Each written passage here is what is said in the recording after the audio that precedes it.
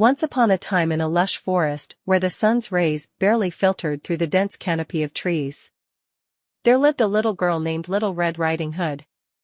This little girl, known to all for the beautiful red cape she always wore, was a favorite in the neighborhood. One day, while playing with her friends in a park near her house, her mother called out to her urgently. "Little Red Riding Hood, dear, Granny is not feeling well.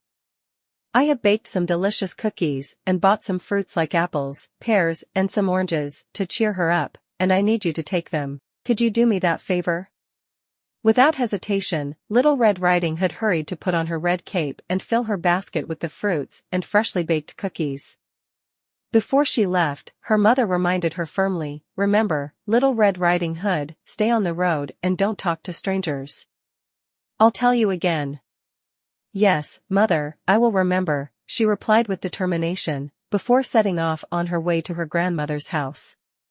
The path to Granny's house led through the forest, and as she walked, she wandered off the path, looking at some flowers and butterflies. As she turned off the path, Little Red Riding Hood encountered the wolf.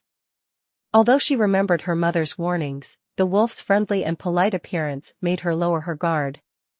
"Hello, little girl, where are you going on this beautiful day?" the wolf asked with a smile. "I'm going to visit my grandmother, Mr. Wolf.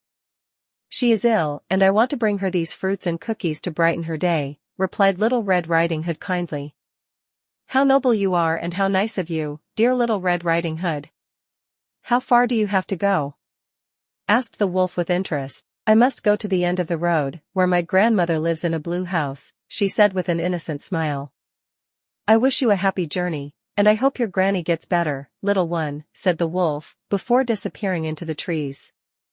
However, the wolf had evil plans in mind. He ran quickly towards Grandma's house, with the intention of getting there before Little Red Riding Hood and carrying out his evil plan. When he arrived at Granny's house, the wolf knocked on the door. Granny asked who he was.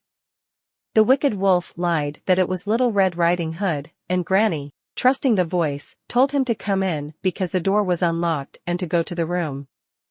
The wolf went to Granny's room and, on seeing him, Granny, in a panic, ran to hide, leaving her shawl and glasses behind. The wolf picked up the shawl and disguised himself with it, as well as putting on his glasses and sleeping cap. He crawled into Granny's bed, covering his nose with the blanket, and waited. When Little Red Riding Hood arrived, since she was late because she was looking at things in the forest and wandering off the path, she knocked on the door. The wolf imitated Granny's voice. "Come in, my dear Little Red Riding Hood."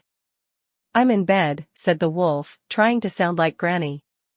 Little Red Riding Hood entered the room and was startled to see her Granny looking so strange. She didn't remember her grandmother like that and said, "My grandmother must be very sick because she looks so strange, she doesn't look like her."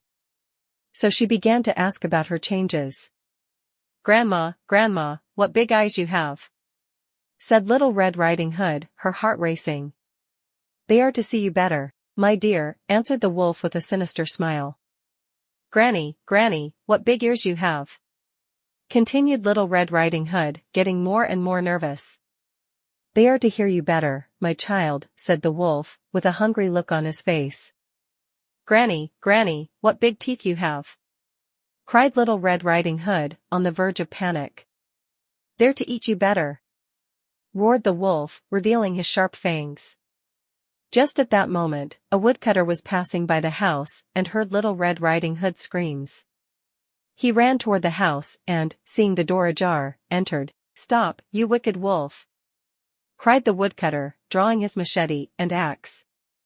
The wolf, seeing the woodcutter, was frightened to see that he was a strong and very brave man. The wolf jumped out the window and fled in terror, vowing never to cause trouble in the forest again. The woodcutter said to him, "If you come back this way, I'll barbecue you."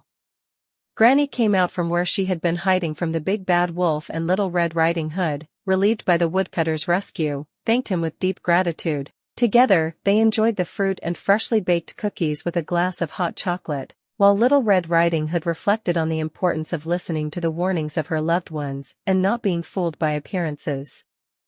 As she meditated on the words her mother had told her what to do as not to talk to strangers, And so we see that we should always listen to our parents when they advise us, as they do so out of the love and experience they have. And so we see that we should always listen to our parents when they advise us, as they do so from the love and experience they have. And so ends the story of Little Red Riding Hood and the Big Bad Wolf. Hopefully you liked the video and subscribe and leave a like. Thanks, see you next time.